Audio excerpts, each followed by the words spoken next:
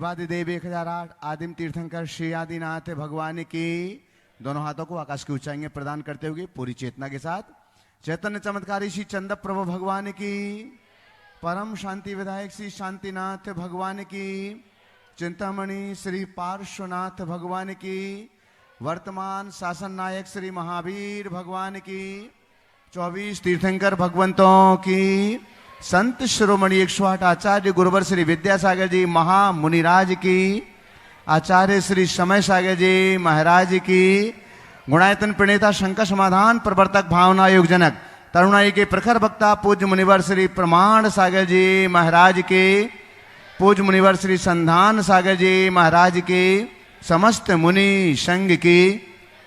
आइएगा बंधुओं, TV channel का सबसे लोकप्रिय कार्यक्रम शंकर समाधान का यह दिव्य सत्र आप सभी लोग मध्य प्रदेश की राजधानी भोपाल स्थित आचार्य श्री विद्यासागर प्रबंध विज्ञान संस्थान तथा श्री विद्या प्रमाण गुरुकुलम के दिव्य परिसर से देख और सुन रहे हैं।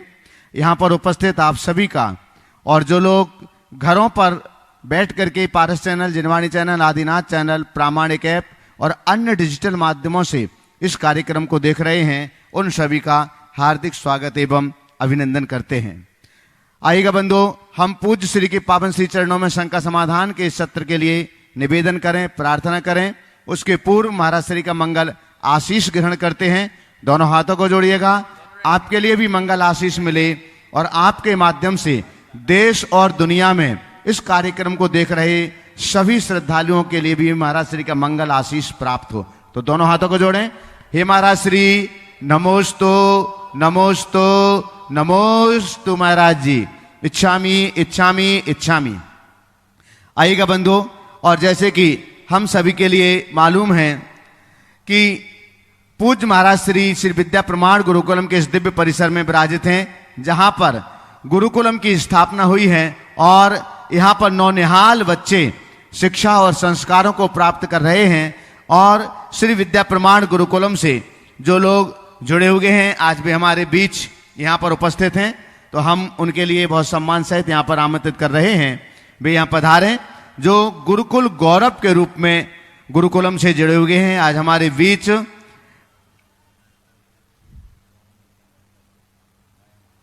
गुणायतन के शिरोमणि संरक्षक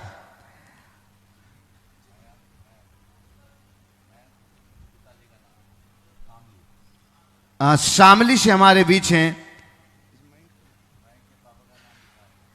मयंक जी, श्वेता जी, पर्व प्रसाद, श्राविका जैन, श्री अरुण कुमार जी जैन, सपरिवार आज यहाँ पर उपस्थित हैं।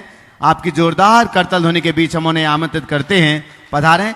और आपका सम्मान करने के लिए मैं आमंत्रित कर रहा हूं हमारे बीच आज यहाँ पर आदर्श जी मड़वैया और महावीर जी सिंगई, कृपया पधारें।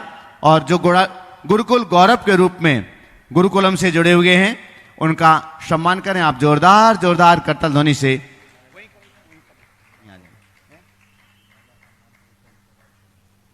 महिला सम्मान के लिए सपरिवार आ जाए, पूरा परिवार एक साथ ही खड़े हो जाए।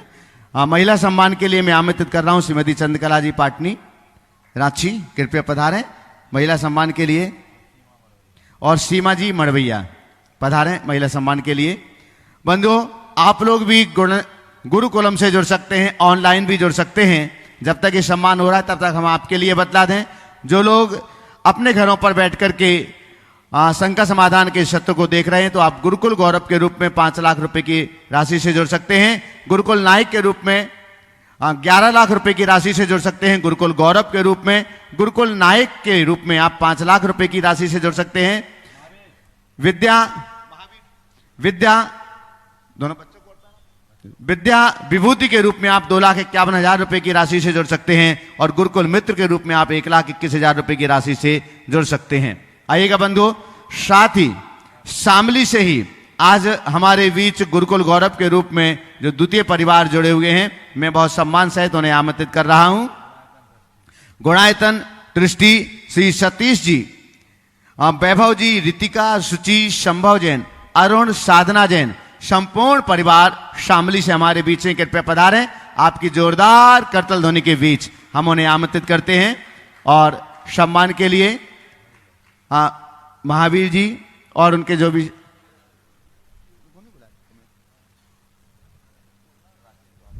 राकेश जी लुआड़िया सम्मान की श्रृंखला में जुड़ जाएं सम्मान करने के लिए। हाँ, शपथनीक अगर हैं तो पहुंचे आप। बंधुओं, गुणायतन से भी लगातार लोग जुड़ते हैं और ये सौभाग्य भी प्राप्त करते हैं सम्मिश्र शिखर तीर्थराज में स्थित गुणायतन से जुड़ने के लिए।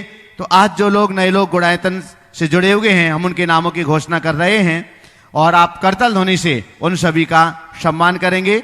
निर्माण निधि के रूप में आज गुणायतन से जुड़े हुए हैं साहिल अनीता सुधीर कुमार संगई, अमरावती महाराष्ट्र से। तो एक बार जोरदार करतल ध्वनि से आपकी तालियां चैनल के माध्यम से उनके पास तक पहुंचती हैं। श्री जिनेश कुमार, सुषमा जैन, नेहा, नैन्सी, निमिषा, अभिषेक जैन जामनेर से जुड़ रहे हैं और श्री राजेंद्र कुमार जी, श्रीमती उषा जैन, सचिन जैन झंडा वाले परिवार आरोन मध्य प्रदेश से जुड़ रहे हैं। तो एक बार सामूहिक रूप से सभी के लिए सम्मान में जोरदार करतल ध्वनि।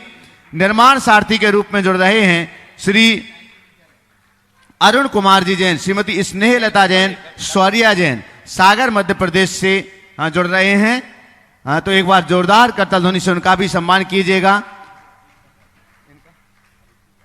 और चलिएगा अब हम सीधे सीधे पूज्यवर मुनि श्री संधान सागर जी महाराज जी के पावन श्री चरणों में नमोस्तु पूर्वक शंका समाधान के सत्र को आगे बढ़ाने के लिए प्रार्थना करते हैं। नमोस्तु।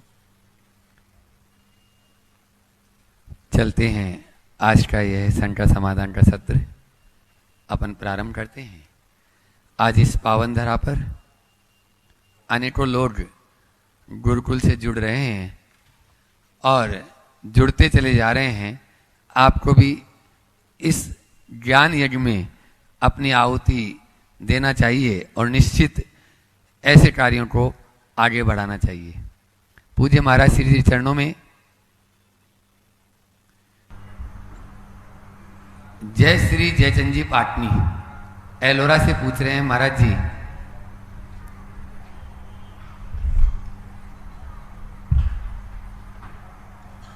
बोलो। आपको स्वास्थ्य की ओर विशेष ध्यान देना चाहिए क्योंकि आपकी समाज को बहुत आवश्यकता है, ऐसा उनका आज निवेदन आया। आप कभी भी उपवास कर लेते हैं तो कल आपका मौन भी था और उपवास भी था, इस पर उनकी चिंता व्यक्त हो रही है। ओ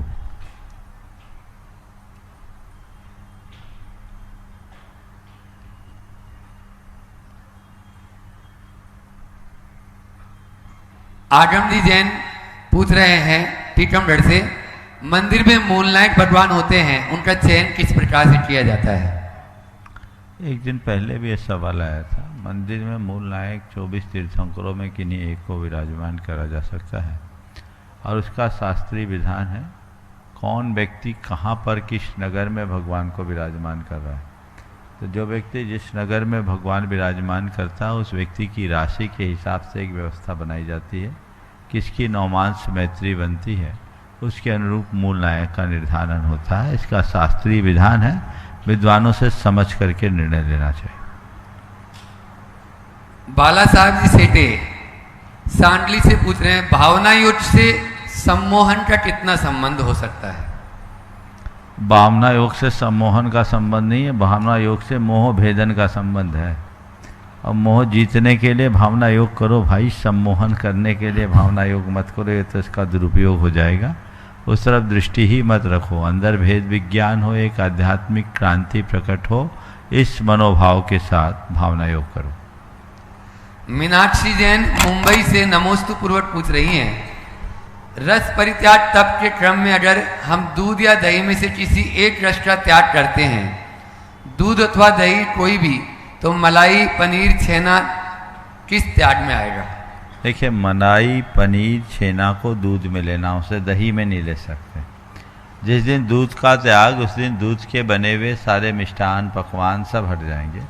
मलाई, पनीर, छेना, खोआ सब उसी के अंतर्गत आता है। और दही अलग चीज़ है, दही की पर्याय अलग है।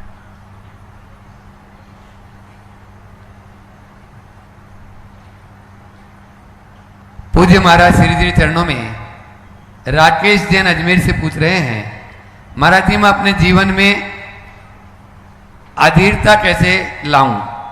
मैं कोई भी रूटीन शुरू करता हूं उसको लंबे समय तक फॉलो नहीं कर पाता, मार्गदर्शन अधीरता की स्थिरता, स्थिरता। मैंने पीछे विगत दिनों में अस्थिरता को मिटाने के लिए पूरा एक प्रवचन दिया है।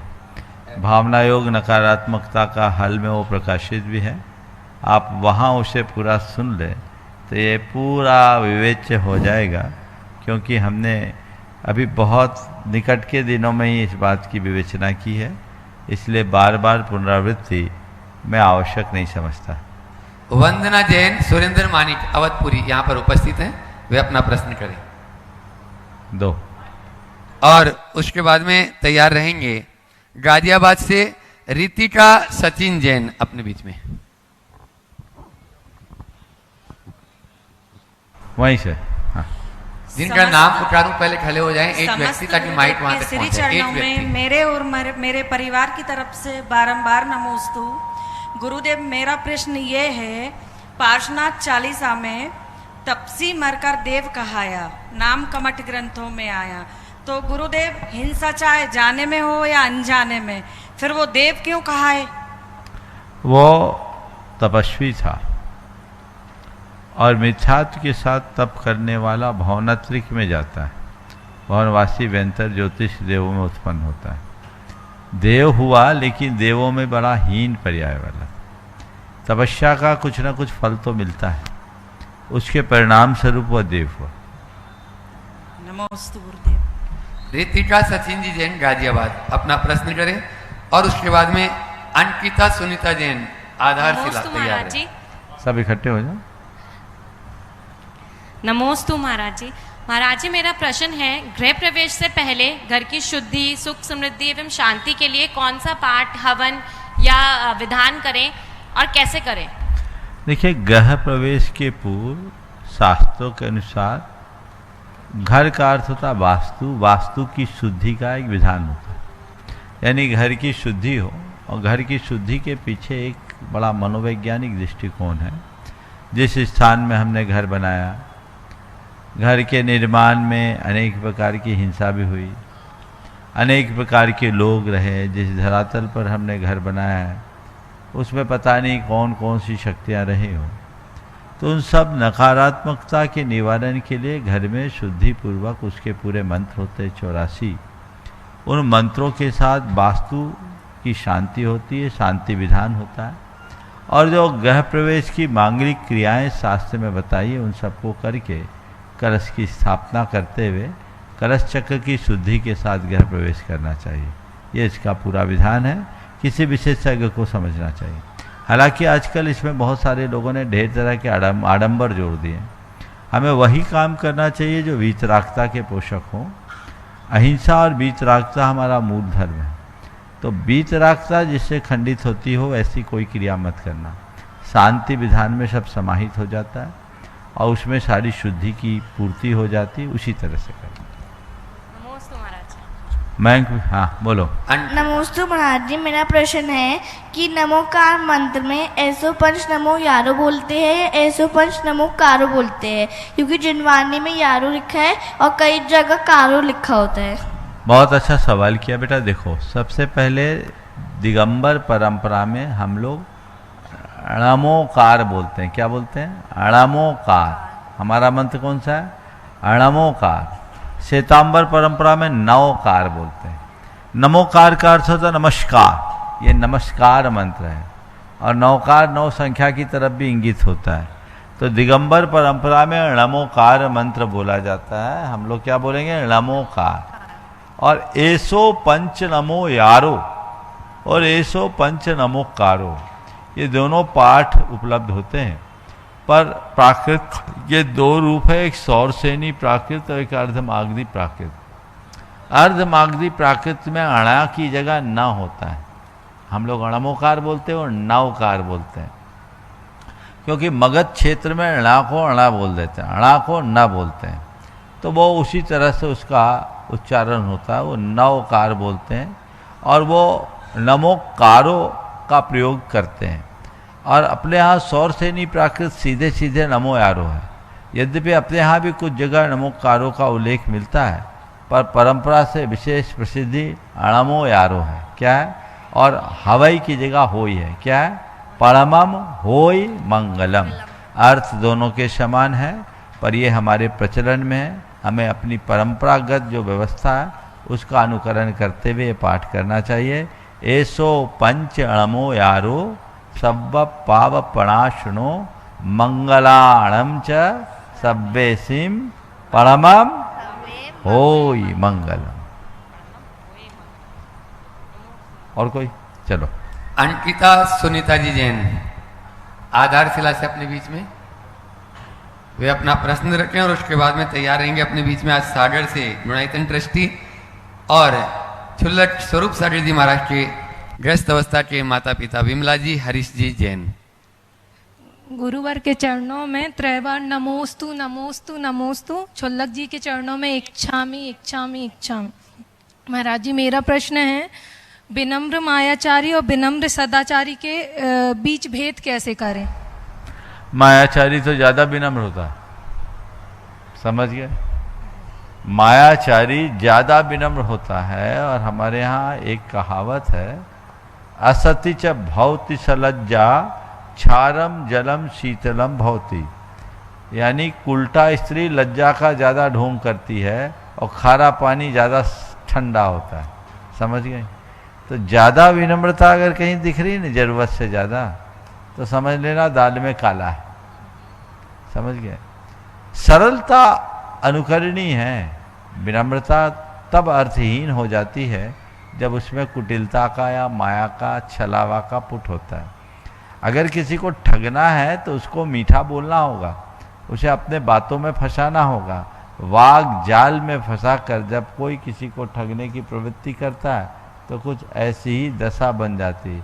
इसलिए विनम्रता अच्छी चीज़ है, लेकिन वह तब सार्थक होती है जब उसमें निष्कलुषता होती है, सरलता। नमोस्तु महाराज। सुनीता जी जैन हो, और उसके बाद में हो गया ना? विमला हरीश जी जैन। गुरुवार को तेरे बार नमोस्तु नमोस्तु नमोस्तु।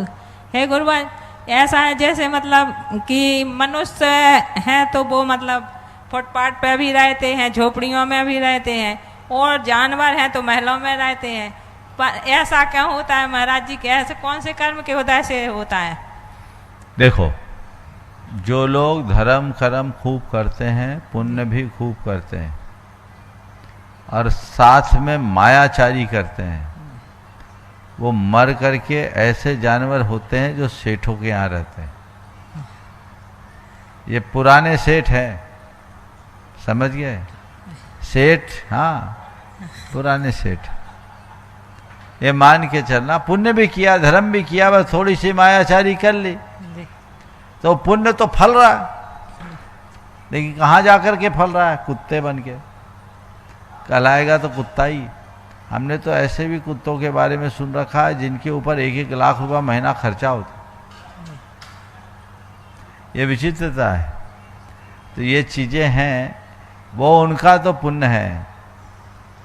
कुत्ते को पालने वाले की दशा कुत्ते से बुरी है, जो उसकी देख रेख में नियुक्त है, बलिहारी है।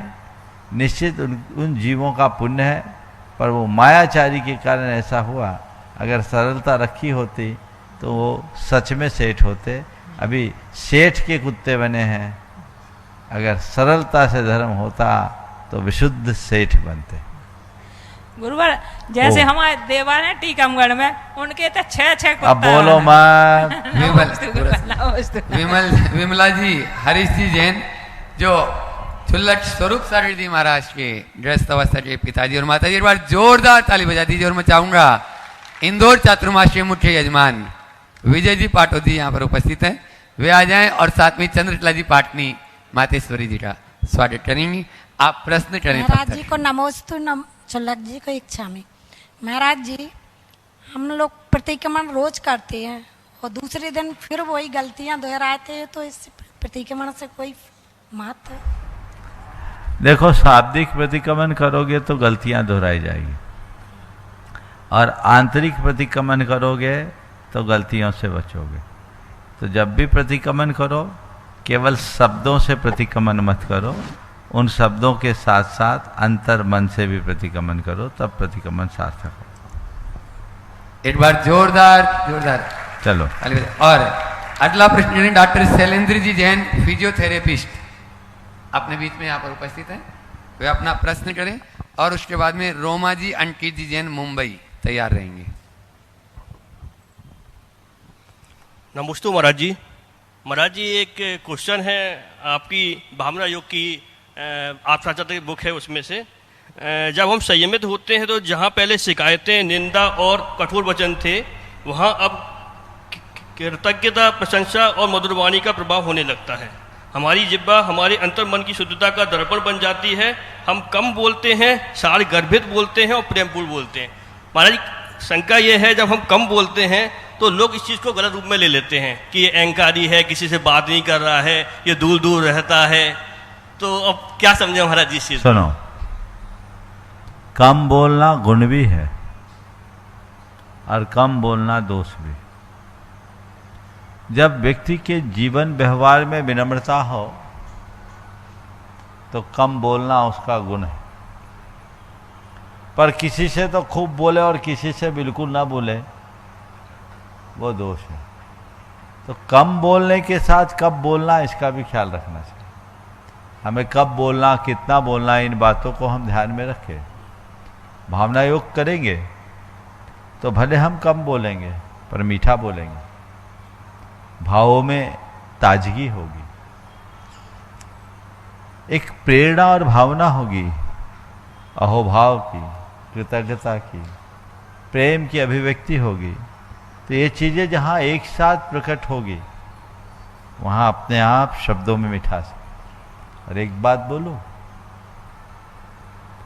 दाल रोटी सब्जी तो भरपेट खाया जाता है, रसगुल्ला या काजू की कतली तो एक आध पीस ही पर्याप्त होती है। तो अब मुंह से जब रसगुल्ला निकलेगा तो लोग उसमें ही तृप्त हो जाएंगे, ज़्यादा की ज़रूरत नहीं है। तो कम बोलो, मीठा बोलो, धीमा बोलो, सीमित बोलो, सार गर्भित बोलो। महाराज जी एक क्वेश्चन और है, ये आपका अभी श्रृंखला चालू होगी भावना योग की, तो वो कितने बजे से होगी? दिन में भी होगी क्या सुबह ही रहेगी? बहुत सुंदर। भावना योग पर आगामी 27 तारीख से जिस कार्यक्रम की सूचना आप लोगों को दी गई, ये 27 तारीख से नियमित एक सप्ताह तक भावना योग के प्रशिक्षण का कार्यक्रम होगा। यानी हमारी जो पुस्तक अभी प्रकाशित हुई है, फील टू हील भावना योग का विज्ञान, इस पुस्तक के ऊपर आधारित व्याख्यान होगा और इसमें पावर पॉइंट प्रेजेंटेशन के साथ कुछ और लोग भी वैज्ञानिक बातों को जो इस पुस्तक में वर्णित है आप लोगों के बीच में विचित करेंगे। इसके माध्यम से भावना योग, उसके साथ जुड़ा हुआ दर्शन, सिद्धांत और उसमें छिपा हुआ मनोविज्ञान और उसकी वैज्ञानिकता, इन सब बातों की प्रस्तुति होगी।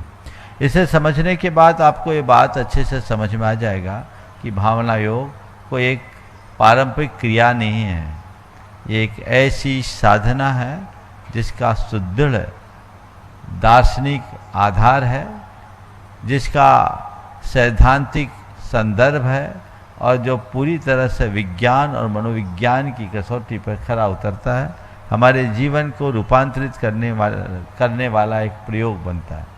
तो उस तरीके से भावना योग यहाँ पर प्रस्तुत होगा। प्रातःकालिक प्रवचन के समय में अभी हमने वो निश्चित किया है, 8:30 बजे से जो हमारा प्रवचन होगा, उन दिनों 8:35 की जगह हम कोशिश करेंगे 8:30 बजे ही शुरू करने की, और 8:30 से 9:25 तक ये पूरा कार्यक्रम होगा। आप उसमें लाभान्वित होंगे, सभी लोग इससे लाभान्वित हो।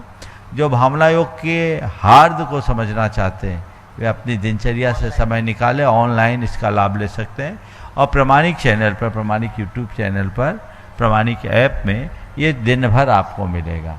यदि आप उस समय रहें और उनमें आपके कोई क्वेश्चंस हो तो उन क्वेश्चंस को कंसोलिडेट करके शाम के शंका समाधान के सत्र में भी रखेंगे, और आखिरी के 3 दिन हम ऐसा प्रयास करेंगे कि उसके कुछ खास अध्यायों को शंका समाधान में भी लोगों को दे सकें, ताकि वे श्रोता जो सुबह व्यस्त रहते हैं शाम के शंका समाधान में लाभान्वित हो। उसकी जो भी रूपरेखा होगी आप लोगों को समय पर बता दिया जाएगा। लेकिन अभी निर्धारित कार्यक्रम के अनुसार ये सारा कार्यक्रम प्रातःकालिक प्रवचन के क्रम में होगा। वर्तमान की जो प्रवचन श्रृंखला भी चल रही है वो भी उसी के साथ जुड़ी हुई है। भावना योग पर ही आप लोग रोज सुन ही रहे हैं। उसी के साथ एक क्रम होगा जो 8 दिवसीय होगा, ताकि आप इस पूरे पुस्तक के रहस्य को समझ सके और भावना योग को ठीक तरीके से आत्मसात कर सके। अब मैं पुनः कहूँगा कि इस पूरे सिद्धांत को जानने के बाद अभी जो आप भावना योग को एक क्रिया के रूप में करते हैं, बाद में आप बड़ी श्रद्धा के साथ करना शुरू करेंगे और वो आपके जीवन पर ज़्यादा प्रभावी होगी। इसलिए सभी को चाहिए कि ये पुस्तक जो उपलब्ध है ज़रूर अपने पास रखें, इसे नियमित पढ़े, न केवल खुद पढ़े अपितु भावना योग को जन जन तक पहुंचाने के लिए ये लोगों तक भी पहुंचाए। सभी को ये प्रयास करना चाहिए। नमस्ते महाराज। मुंबई से अपने बीच में रोमा जी अंकित जी जैन, वे अपना प्रश्न करें और अपना अनुभव भी शेयर कर रहे हैं। दीपचंद जी जैन, और उसके बाद तैयार रहेंगे सहारनपुर उत्तर प्रदेश से अपने बीच में चावल वाले परिवार से राकेश कुमार जी जैन। गुरुवर के चरणों में बारंबार नमोस्तु। छुलक महाराज जी के चरणों में बारंबार इच्छा। महर्षि, मैं मूलतः जन्म से भोपाल से हूँ, परंतु मैं अभी मुंबई में रह रही हूँ और मेरा अभी करंट में ट्रीटमेंट कैंसर का चल रहा है मुंबई अपोलो हॉस्पिटल में। और मैं आज जो अपने जीवन की घटना बताने वाली हूँ ये 2024 की है, और इसको सुनने के बाद मुझे पूरी तरह यकीन है कि हमारे जैसे यंग कपल जो अपने जीवन में आज के समय में 3 परिस्थितियों से गुजर रहे हैं, उनकी सबकी श्रद्धा बन जाएगी भावना योग के ऊपर। हम 2024 फरवरी में हम पति पत्नी ने संतान प्राप्ति की भावना से भावना योग करना शुरू किया, जब हमें पता लगा कि भावना योग के बहुत अच्छे परिणाम मिल रहे हैं। और यकीन नहीं होगा, हमें अप्रैल 2024 में सफलता प्राप्त हुई और मैंने पूरे जितने मेरे गर्भ के 8 महीने थे मैंने भावना योग किया। दिन में 3 बार करती थी, 2 बार करती थी, 1 बार करती थी। उसका परिणाम ये रहा कि मेरी जो पुत्री हुई है वो 33वें हफ्ते में हुई है, और इस 33वें हफ्ते में वो हुई क्योंकि मुझे कैंसर डिटेक्ट हुआ था गर्भावस्था के 7वें महीने में। ये भावना योग का परिणाम था कि मैंने डिलीवरी रूम तक जाने तक भावना योग किया, और ये जो मेरी पुत्री हुई है ये पूरी तरह से स्वस्थ रूप में हुई है। और डॉक्टर्स का ये कहना है कि जिस तरीके से इसने 33 वीक्स में होने के बाद भी जो अपने माइलस्टोन अचीव किए हैं, जो ग्रोथ दिखाई है, वो चमत्कार से कम नहीं है। और ये भावना योग का परिणाम है। मैं जब भी मुझे हलचल महसूस नहीं होती थी मैं भावना योग करती थी, और उसके 1 सेकंड के अंदर मेरी पुत्री मुझे बता देती थी कि माँ, मैं आपके गर्भावस्था में पूरी तरह स्वस्थ हूँ। तीसरा चमत्कार महर्षि ये हुआ कि मुझे जब कैंसर डिटेक्ट हुआ तो मैंने रोज़ एक क्रिया के रूप में नहीं, जैसा आपने कहा, मैंने श्रद्धा के रूप में भावना योग करना शुरू हुआ। मैं कीमोथेरेपी करने जाती थी और मैं वहाँ भावना योग चला के भावना योग करती थी, और मेरे आसपास के दूसरे पेशेंट पूछते थे कि आप ये क्या पढ़ रहे हो या आप ये क्या सुन रहे हो, ये किसी धर्म से रिलेटेड तो हमें नहीं लग रहा है। तो मैंने उन सबको डाउनलोड करके दिया कि आप ये सुने, आप ये भावना योग करें। 6 महीने 4 साल के ऐसे बच्चों की माँओं को जब मैंने बताया, वो जब अगले सेशन में मुझे मिलते थे तो उन्होंने मुझे बताया कि हमारे बच्चे के साथ साथ हमको इसने बहुत हेल्प किया है भावना योग ने। हम लोगों के अंदर एक हिम्मत आती है, और मैं ये महर्षि मेरे अनुभव से कह रही हूँ कि कैंसर जैसी बड़ी बीमारी जिसमें सिर्फ थेरेपी या मेडिसिन काम नहीं करती है, एक अंदर की इम्यूनिटी, विल पावर काम करता है। और भावना योग, ये दिन दूर नहीं होगा जब भावना योग एक थेरेपी की तरह यूज़ किया जाएगा कैंसर जैसी बड़ी बीमारी के लिए, क्योंकि ये आपको मेंटली इतना स्ट्रांग बनाता है, आपको, आपके परिवार को। आप एक फाइनेंशियल क्राइसिस से गुजरते हो, आपका रोज़ डॉक्टर के पास चक्कर लग रहे होते हैं, आप टूट जाते हो, हताश हो जाते हो। मैंने इतनी श्रद्धा से भावना योग करती थी। कभी सुबह 5 बजे, जब मेरी बेटी 3 बजे रात को उठ के रोती थी तो मैं उसको भावना योग सुनाती थी, मुझे और मेरी बच्ची को शक्ति मिलती थी। और आज मेरा ट्रीटमेंट चल रहा है, लेकिन मेरा बहुत जल्दी भावना योग के आशीर्वाद से मेरा ट्रीटमेंट ख़त्म होने वाला है। मैं कैंसर से मुक्त हो चुकी हूँ। बस महाराज जी, मेरा बस इम्यूनोथेरेपी कंप्लीट हो जाएगी। और मतलब ये मैं कह सकती हूँ कि मुझे भावना योग ने इतना ज़्यादा श्रद्धा के साथ चमत्कार के रूप में मेरा विश्वास मतलब तगड़ा कर दिया है। जो एक श्रद्धा होती है महर्षि, कभी कभी हम हिल जाते हैं, लेकिन भावना योग ने आपको मेंटली स्ट्रांग बनाया। और महर्षि आपके आशीर्वाद से ये संपन्न हुआ है, नहीं तो ये मतलब मुझे नहीं लगता कि मैं इस ट्रीटमेंट को झेल पाती महाराज जी। और महर्षि वो दिन दूर नहीं है जब हमारे यहाँ के डॉक्टर्स इसको एक थेरेपी के रूप में वाकई में इंट्रोड्यूस करेंगे अपने सिस्टम में, क्योंकि लोगों के अंदर एक बहुत ज़रूरी है एक ऐसा ट्रीटमेंट लाना जो मेडिसिन, डॉक्टर, थेरेपी से ऊपर उठ के होगा। और कैंसर जैसी बीमारी के लिए तो एक चमत्कार के रूप में आया है जो आपके आशीर्वाद से संपन्न हुआ है महाराज जी। एक बार जोरदार अभिनंदन कर दो इस बहन का। तुमने जितने विश्वास और दृढ़ता के साथ ये बात रखी है, मैं समझता हूँ भावना योग का सीधा ये प्रभाव दिख रहा है। जी महाराज। इस तरह की बीमारी को झेलने के बाद व्यक्ति के स्वरों में कंपन होता है, घबराहट होती है, लेकिन तुमने जिस तरीके से अपनी बात रखी है, निश्चित ये अनेक लोगों के लिए प्रेरणा बनेगी। आए दिन लोग अपने अनुभव बताते हैं। भावना योग के इस तरह के अनुभव हजारों लोगों के हैं। आप लोग इसे नियमित अपने अभ्यास में लाइए, हो सकता है कल आपके बीच से भी कोई ऐसा अनुभव आए। और नियमित बीमार पड़ने के बाद भावना योग करना बात की बात है। स्वस्थ दशा में कीजिए तो बीमार पड़ने की नौबत ही ना आए। मैं भावना योग इसलिए प्रोत्साहित नहीं करना चाहता कि लोग स्वस्थ हो जाएं। मैं ये चाहता हूँ कि लोग बीमार ही ना पड़े, स्वस्थ रहे। हमारा लक्ष्य यही होना चाहिए, हमारी दृष्टि ऐसी होनी चाहिए, हमारी भावना भी ऐसी होनी चाहिए। बहुत बहुत आशीर्वाद, आप लगे रहो और एक काम करो, इस भावना योग को जन जन तक पहुंचाने का यत्न करो। और जहाँ हो जा कर के विद्यालयों में और विश्वविद्यालयों में अपने अनुभव को पूरे सर्टिफिकेट के साथ लोगों के बीच रखो और लोगों से कहो इस भावना योग का संबंध न तो किसी धर्म से, न किसी पंथ से, न किसी परंपरा से, न किसी जाति से, ये संपूर्ण मानवता के लिए है। जो इसको प्रयोग में लेगा वो लाभान्वित होगा। महर्षि, मैं तो मेरी बच्ची 15 दिन NICU में, मैं वहाँ पे नर्सों को मोबाइल में डाउनलोड करा के दे दिया था कि आप इसको भावना योग सुनाएं। और जब मेरे पति और मेरे माता पिता NICU के बाहर से भावना योग देते थे तो इसके अंदर इतनी हलचल होती थी कि नर्स डॉक्टर बोलते थे कि आप कौन सा मंत्र दे रहे हो गेट के बाहर से, इसको सुनाई नहीं दे रहा है, पर ये अपनी पूरी प्रतिक्रिया देती थी। बहुत सुंदर। इसका मतलब महर्षि ये बहुत चमत्कारिक योग है, मंत्र है, जो भी है। पर मैं अपनी बच्ची को महर्षि, हम तो बहुत समय के बाद जब हमारे जीवन में बहुत कुछ हो गया तब हम इससे जुड़े। बच्चे हमारे जन्म से जुड़ जाएंगे तो ये क्या स्पिरिचुअली आगे निकलेंगे, ये तो सोचने की बात है। महर्षि, एक बार जोरदार ताली बजा दीजिए। महर्षि, मेरा एक प्रश्न है। महर्षि, ऐसे कौन से मेरे कर्मों के उदय थे और पुण्य का भी योग था कि मुझे इतनी बड़ी बीमारी तो हुई, लेकिन आपके आशीर्वाद से वो मैंने संकट पार कर लिया। और एक शंका भी है महाराज जी, जब हम भावना योग पति पत्नी आपका सुनते थे पहले, तो मैं बोलती थी देखो महाराज जी ये बोल रहे हैं आप अपने में सुधार करो, ये बोलते थे महाराज जी बोल रहे हैं तुम अपने में सुधार करो, और हमारे बीच वाद विवाद हो जाता था महाराज जी। तो हम आपस में ही लड़ जाते थे। फिर हमने कहा नहीं संभलना है, तो आखिर हम कैसे खुद को संबोधन करें और क्या पुण्य और अभी का हाल क्या पहले और बता दो महाराज जी। बहुत अच्छा। अब हम पूरा परिवार और बच्ची साथ में सुनते देखो, कभी कभी पाप और पुण्य दोनों साथ साथ चलते हैं।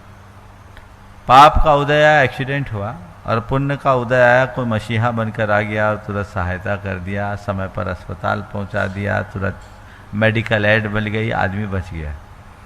तुम्हारे पाप का उदय आया, कोई पाप होगा जो तुम्हारे लिए बीमारी हो, लेकिन साथ ही साथ तुम्हारा इतना पुण्य कि तुम्हें भावना योग पर श्रद्धा हुई, तुम्हें भावना योग तक पहुंच मिली और तुमने ये कर लिया। जहाँ तक भावना योग करने की बात की बाद वाली बात है ना, तुम इसमें सुधार करो, तुम इसमें सुधार करो, तो भावना योग गड़बड़ हो जाएगा। भावना योग खुद के लिए, दूसरों के लिए नहीं। इसलिए जब भी कहो तो मुझे क्या सुधार करना ये तय करना। दोनों आज से ये तय कर लो कि मुझ में अब कितना परिवर्तन लाना है। हालांकि परिवर्तन तो काफ़ी कुछ दिख रहा है, अब और इसे अपना टारगेट बना लोगे तो पूरा रूपांतरित होगा। जी महर्षि, नमोस्तु नमोस्तु महर्षि, नमोस्तु। बहुत सुंदर, एक बार फिर से ताली बजा दीजिए इस दंपति के लिए, पूरे परिवार के लिए। और मैं अब आवाज़ दे रहा हूँ गुणायतन ट्रस्टी राकेश कुमार जी जैन चावल वाले, सहारनपुर से अपने बीच में। वे हाँ वे अपना प्रश्न करें, उसके बाद में चंद्रकला जी पाटनी रांची गुणायतन मंत्री अपना प्रश्न करेंगे। नमस्ते गुरुदेव, नमस्ते। मैं सहारनपुर में जिनाले है जैन बाग में मूल नायक भगवान का वहाँ पे अभिषेक जो है जल से नहीं होता था, गीले सूखे कपड़े से उसका अभिषेक होता है। फिर से बोलो। मूल हमारे सहारनपुर में मूल नायक भगवान महावीर भगवान है, उनका जल अभिषेक जल से नहीं होता प्रतिदिन। चतुर्दशी के दिन जल से अभिषेक होता है, प्रतिदिन गीले सूखे थापड़े से उसका उनका अभिषेक होता है। क्या वो हम जल से धोकर उसको अभिषेक मानते हैं या नहीं? वो प्रक्षाल है। मूल स्थिर बिंबों का नित्य अभिषेक आवश्यक नहीं है। जो कर रहे हैं आप लोग अच्छी व्यवस्था। वो अभिषेक माना जाएगा नहीं? वो लोग मानते हैं अभिषेक नहीं, वो चल प्रतिमाओं का अभिषेक करो ना, उनको प्रक्षाल मानो। महाराज जी ये जयकारा गुरुदेव में क्यों गलती है क्यों बोलने में? कोई गलती नहीं महाराज जी, कुछ बोलते हैं। चलो। हाँ, चंद्रकला जी पाटनी रांची, वे अपना प्रश्न करें, उसके बाद में आपके प्रश्न इसी तरह से लगातार चलते रहेंगे। अभी बीच में पहले अशोक भैया जी अपनी सूचना देंगे और एक माइक यहाँ छुल्लक जी तक पहुँचा दें। मेरी तरफ से जगत के सब जीवों की तरफ से मुनिराजों के चरणों में नमोस्तु। सब छुल्लक जी महाराज के चरणों में इच्छामि। महाराज श्री, महिलाओं और पुरुषों का मंदिर में वेशभूषा और आचरण कैसा होना चाहिए? देखिए, महिला हो या पुरुष, मंदिर में जो भी वेशभूषा है उसमें मर्यादा होनी चाहिए और व्यवहार और आचरण में शालीनता और सात्विकता होनी चाहिए। मर्यादा विहीन आचरण बिल्कुल नहीं होना चाहिए। आप मंदिर जा रहे हैं अपने भावों को पवित्र बनाने के लिए, तो आपके पहनावे से लेकर आपके व्यवहार में पवित्रता झलकनी चाहिए, अंतरंग में भावना होनी चाहिए। बहुत ज़्यादा तड़क भड़क नहीं होना चाहिए और बहुत अधिक उत्तेजना का भाव भी नहीं होना चाहिए। मन में उत्साह और अहोभाव होना चाहिए, श्रद्धा भाव की अभिव्यक्ति होनी चाहिए और अंतरंग में सात्विकता होनी चाहिए। वीतरागता के प्रति आकर्षण हो जो हमारे हृदय के श्रद्धा भाव को और प्रगाढ़ बनाए। इस रीति से यदि आप करेंगे तो आपका परिणाम अच्छा निकलेगा। ब्रह्मचर्य अशोक भैया जी।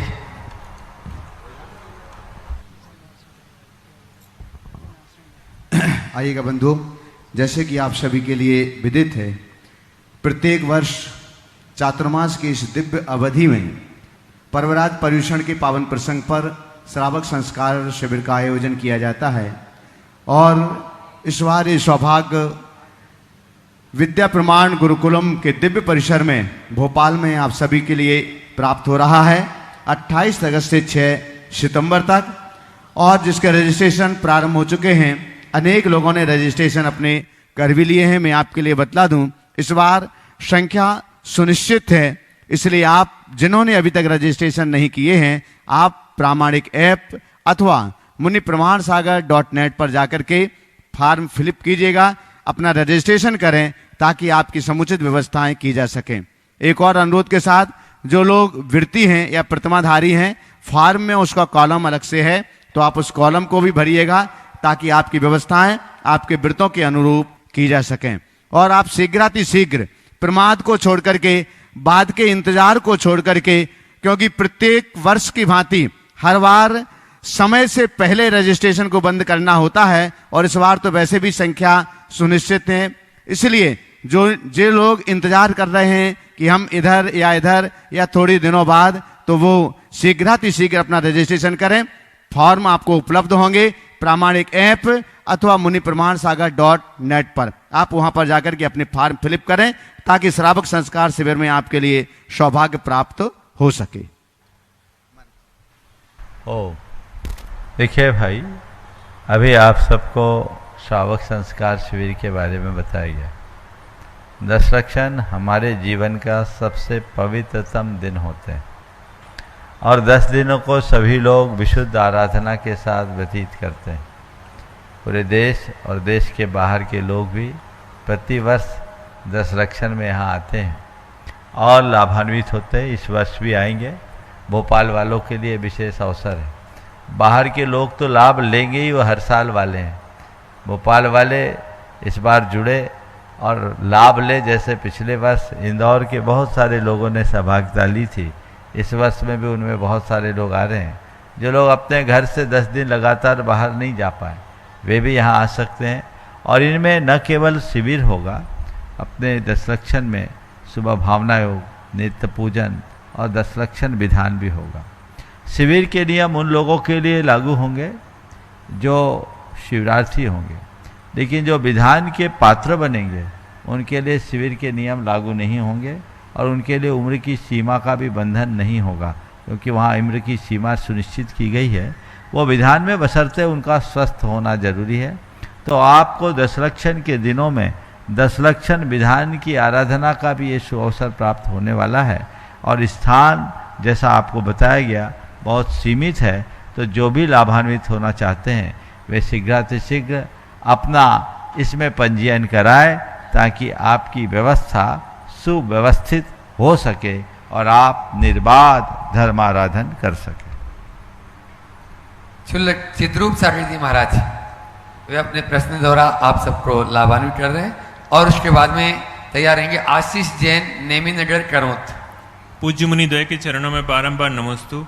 महाराज जी, विशुद्धि से पुण्य की प्राप्ति और कर्म का क्षय होता है, तो ये विशुद्धि को कैसे पहचाने, किन परिणामों के द्वारा पहचाने की ये विशुद्धि है और विशुद्धि को बढ़ाने के उपाय क्या है? नमोस्तु। बहुत अच्छा सवाल आपने किया। शास्त्रों में विशुद्धि और संक्लेश की सुस्पष्ट परिभाषा है। वहाँ लिखा है, साता आदि शुभ कर्म के बंध योग परिणामों का नाम विशुद्धि है और अशाता आदि अशुभ कर्म के बंध योग परिणाम को संक्लेश कहते हैं। यानी जिससे पुण्य का बंध होता है उसका नाम विशुद्धि है और जो पाप बंध में कारण होता है उसका नाम संक्लेश है। न तो हमने कभी पुण्य देखा, न हमें पाप दिखता है, लेकिन स्वाभाविक है जो हमारा पुण्य और पाप है वो हमारे जीवन में है, उसका प्रभाव और उसका फल हमें परिलक्षित होता है। अब सवाल है कि पुण्य बंध रहा है या पाप, हम कैसे जांचें, कैसे परखें? यदि मन में कलुषता है, क्लेश है, अहम भाव है, तो मान करके चलना ये पाप भाव है, ये भाव पाप है जो पाप के बंध का कारण बन रहा है। मन में प्रसन्नता है, सात्विकता है, श्रद्धा है और अहोभाव है, तो समझना ये पुण्य भाव है, इससे पुण्य का बंध हो रहा है। ये भाव पुण्य है। शास्त्रों में द्रव्य पुण्य और भाव पुण्य की चर्चा की गई और इसी तरह द्रव्य पाप और भाव पाप की बात की गई। जिन भावों से पुण्य बंधे उसका नाम भाव पुण्य और जो पुण्य बंधता है वो द्रव्य पुण्य। इसी तरह जिन भावों से पाप बंधे उस भाव का नाम भाव पाप है और उसके फल स्वरूप बंधने वाले पाप का नाम द्रव्य पाप है। तो द्रव्य पुण्य हमको दिखता नहीं, द्रव्य पाप भी नहीं दिखता। भावों को हम अच्छे तरीके से समझते हैं, मेरे भाव अच्छे हैं या बुरे।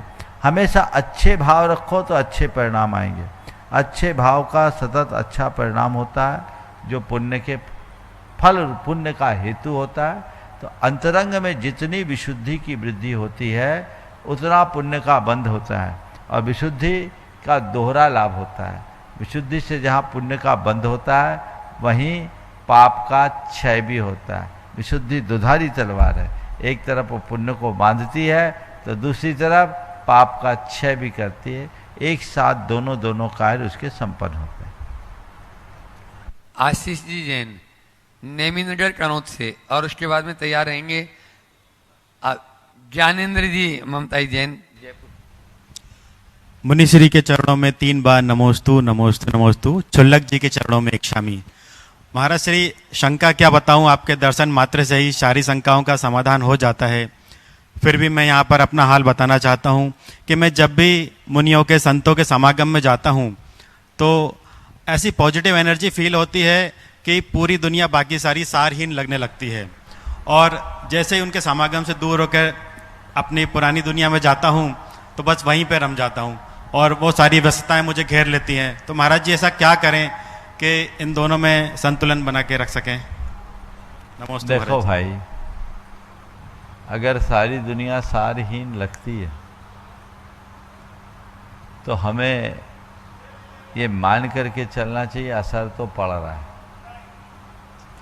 लेकिन बाहर जाने के बाद वापस अपनी दुनिया में रमने लगे हो तो समझना बाहर की हवा अपना ज़्यादा काम कर रही है।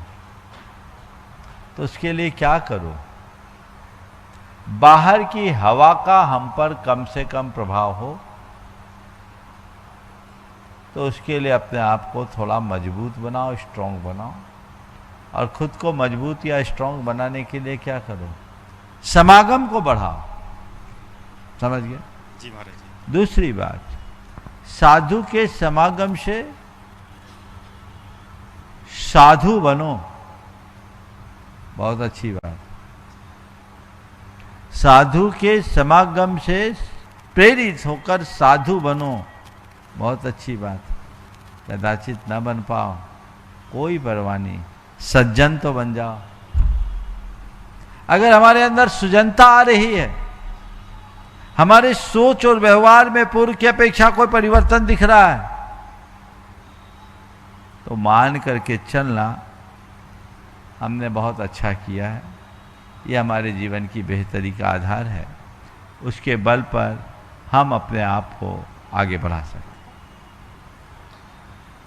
ज्ञानेंद्र जी ममताई जैन नमोस्तु महाराज श्री, जयपुर से अपने बीच में सभी शुल्लक महाराज जी को इच्छा में। और उसके बाद में महाराज श्री, मेरी शंका आज के प्रवचन से है। महाराज जी, मोबाइल में जब हम किसी को कोई मैसेज भेजते हैं और फिर हमें लगता है कि इसमें कोई गलती हो गई, तो मोबाइल में एक ऑप्शन होता है डिलीट ऑफ ऑल, तो वो मैसेज डिलीट हो जाता है। ऐसे ही महाराज जी, कभी उद्वेग के वशीभूत होकर की गई प्रतिक्रिया या कार्य को कैसे डिलीट करें ताकि कोई संबंधी बना रहे अपने और भविष्य में इसकी पुनरावृत्ति भी ना हो? सुबह सुबह तो मैंने सारा प्रयोग बताया। आज उद्वेग कैसे शांत किया जाए, भावना योग करो ना, उद्वेग होगा ही नहीं। पहला, उद्वेग की प्रतिक्रिया को डिलीट करना तो बात की बात है। पहला अभ्यास ऐसा करो कि उद्वेग ही ना हो। अगर भावना योग करोगी तो नहीं आएगा, समझ गए? अच्छे से करो भावना योग को, एक साधना के रूप में करो। केवल 5 मिनट करने से काम नहीं होगा। जिनके चित्त में ज्यादा उद्वेग आता है, जिनमें उग्रता है, उत्तेजना है, क्षोभ है, जो अपने जीवन में नकारात्मकता को समाप्त करना चाहते हैं, बस एक प्रयोग करो 21 दिन तक का। आज से प्रयोग करो, मैं गारंटी लेता हूं। इन 4 बातों को केवल दिन भर गुनगुनाओ जब खाली हो। मुझे सहज रहना है, मुझे शांत रहना है, मुझे संयम रखना है, मुझे सकारात्मक रहना है। मैं सहज हूँ, मैं शांत हूँ, मैं संयत हूँ, मैं सकारात्मक हूँ। इसकी धुन अंदर लगाओ, जगाओ। तुम्हारे सबकॉन्शियस माइंड में ये बात गहरे उतर जाएगी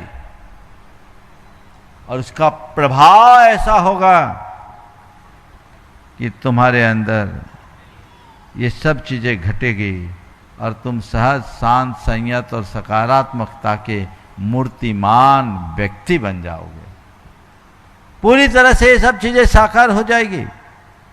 जीवन में इसको उद्घाटित किया जा सकता है। उसके लिए सतत पुरुषार्थ करने की आवश्यकता है। ज्ञानेंद्र, हाँ अगला। नमस्ते महाराज श्री। ज्ञानेंद्र जी भी, हाँ महाराज श्री। पूज्य महाराज श्री जी की वाणी को जो प्रतिदिन जन जन तक पहुंचाने में अपना बहुमूल्य समय और योगदान दे रहे हैं, अविनाश जी पत्रकार विदिशा, और उसके बाद में इस समय रात अर्चना जी बेनाड़ा कोलकाता तैयार रहेंगे। महाश्री, हर एक व्यक्ति अपनी आय के हिसाब से इनकम टैक्स देता है गवर्नमेंट को, और गवर्नमेंट उसके अगेंस्ट में सार्वजनिक सुविधाएं प्रदान करती है। जरूर नहीं है वो इनकम टैक्स देने वाला उसको भुगते, लेकिन महाराज जी दान देने पर जो पुण्य होता है उसका लाभ अवश्य मिलता है। लेकिन फिर भी महाराज जी लोग दान देने से कतराते, इनकम टैक्स जबरदस्ती देते ही देते हैं। देखो, टैक्स तो देना पड़ता है और दान देते हैं। अगर सरकारी बंधन ना हो तो तुम लोग टैक्स दो ही नहीं। ये सरकार की व्यवस्था, इसलिए टैक्स देते हैं, मजबूरी है। पैसे के प्रति मनुष्य के मन में प्रगाढ़ आसक्ति होती है और वो भी अपने द्वारा अर्जित धन को देना बहुत कठिन लगता है। पर जो अपने जीवन के मर्म को जान लेता है, जिसकी दृष्टि में बात अच्छे से स्पष्ट हो जाती है कि धन की सीमा क्या है, उसे दान देने में कोई संकोच नहीं, बल्कि वो तो दान का अवसर खोजता है, आगे बढ़ता है और वो दान के फल का अनुभव भी करता है। दानम दुर्गति नाशनम, दान दुर्गति का नाशक है। दान देने से व्यक्ति का कल्याण होता है और ये अनुभव करना है तो उन लोगों से मिलो जिनने अपने जीवन का काया पलट किया है दान के माध्यम। नमस्ते महाराज। हाँ, अविनाश जी जैन पत्रकार विदिशा से अपने बीच में, और उसके बाद में अर्चना जी बैनाड़ा कोलकाता। गुरुदेव के चरणों में नमोस्तु और छुलक जी के चरणों में इच्छामि। गुरुदेव, मेरा प्रश्न ये है कि मैंने 2 माह के लिए यहाँ पर जो संकल्प लिया है यहाँ पर रुकने का, उससे मुझे कितना पुण्य अर्जित होगा, और आपकी जो भावना थी कि एक रुक कर के ही साधना करना चाहिए। देखो, ये संकल्प लिया है तो विकल्प खत्म हो गया, ये पहला पुण्य तो है। नहीं तो भी भक्ते कि सोमवार को महाराज का प्रवचन नहीं है चले। इसलिए संकल्प से विकल्प दूर होता है और जीवन का पथ प्रशस्त होता है। हाँ, एक बात बोल दूं बंधुओं, हमने इस बार फिर से निश्चय किया है कि लंबे अंतराल के बाद प्रत्येक सोमवार को अभी चातुर्मास की अवधि में मौन रखने का, 10 लक्षण विधान या कोई नैमित्तिक प्रसंगों को छोड़कर। इसलिए जितने लोग भी इस कार्यक्रम को देख सुन रहे हैं, जो लोग बाहर से मेरे पास दर्शन के निमित्त आना चाहते हैं, वो सोमवार को दर्शन तो मिल जाएंगे, हालांकि उन दिनों भी मैं कम मिलना चाहूँगा और बाकी कोई लाभ नहीं मिलेगा। इसलिए जिनको भी सोमवार को हमसे लाभ लेना है, हिसाब से कार्यक्रम बना करके आए और ये सूचना सबको सार्वजनिक कर दी जाए। बीते सोमवार को हमने ऐसा किया था और ये आगे क्रम जारी रहेगा। हाँ, ओम। माइक चालू करो। अर्चना जी बैनाड़ा कोषाध्यक्ष से महाराज जी, और पद्मनंदी पंचविंग उनके साथ में है में चंदा जी आया। सराव जी कोलकाता। हाँ, पद्मनंदी पंचविंग सतिका में आया था, जो अपने ऊपर शासन नहीं करेगा वो सदैव दूसरों का दास बना रहेगा। तो इस सूत्र का क्या अर्थ है? इसका सीधा सीधा अर्थ है, जो अपने विकारों और दुर्बलताओं को नियंत्रित नहीं करेगा वो हमेशा गुलाम बना रहेगा। पंचेंद्रिय विषयों का दास ही तो दूसरों का दास है। इसलिए निज पर शासन करो, अपने आप को जीतो, जिन बनने का यही अर्थ है और यही हमारे धर्म का मूल है, मर्म है। इसलिए बहुत गहरी बात कही। जो अपने ऊपर शासन नहीं करेगा वो भवांतरों में दूसरों का दास बना रहेगा। अभी तक तो हमने यही किया है। इसलिए अपने आप को आज़ाद बनाना चाहते हो तो अपने आप पर शासन करने का अभ्यास करें। समय हो गया, यहीं पर विराम। बोलिए परम पूज आचार्य गुरुवर श्री विद्यासागर महाराज। परम पूज मुनि श्री 108 प्रमाण सारथी महाराज की। चलेगा, आरती करने के लिए सभी लोग खड़े हो जाएंगे।